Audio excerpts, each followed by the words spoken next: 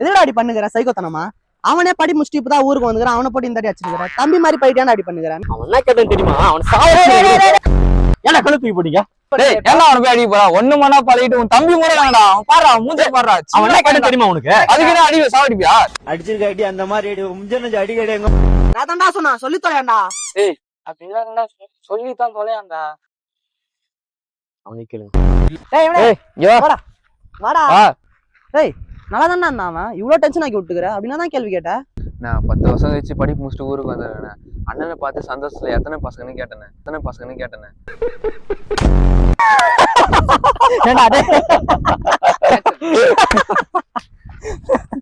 தம்பி 10 வருஷமா நாங்க அவனுக்கு பொண்ணு பார்த்ததானா மிச்சம்.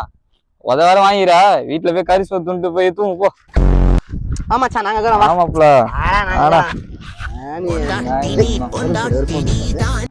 ஹலோ சொல்றியே? ஏய் நீ வேற குழந்தை ஆகுது. நீங்க உங்க அண்ணா இதுங்கிறான். அவனை சமாளிச்சுட்டு வரேன். வெய் சொல்றது. ஆமாப்ல. ஹலோ மாமா. சொல்லு மாமா எங்க இருக்கீங்க? ஏய் நான் நீங்க ஒரு பிரச்சனை வந்து பேசினுறேன். என்ன விஷயம் சொல்லு. ஆமா நைட் எனக்கு வரும்போது மல்லிப்பூ வாங்கிட்டு வந்து தான் ஆகணும். நைட்டு மல்லிப்பூ? ஆமா. சரி சரிங்க மாமா. சரி ஆமாப்ல. என்ன ஆமாப்ல? வாடா வாடா. டேய் நீ என்ன பாக்கெட்ல மஞ்சள் கயிறு வச்சு சுத்துறது அவங்க தெரியவா போகுது.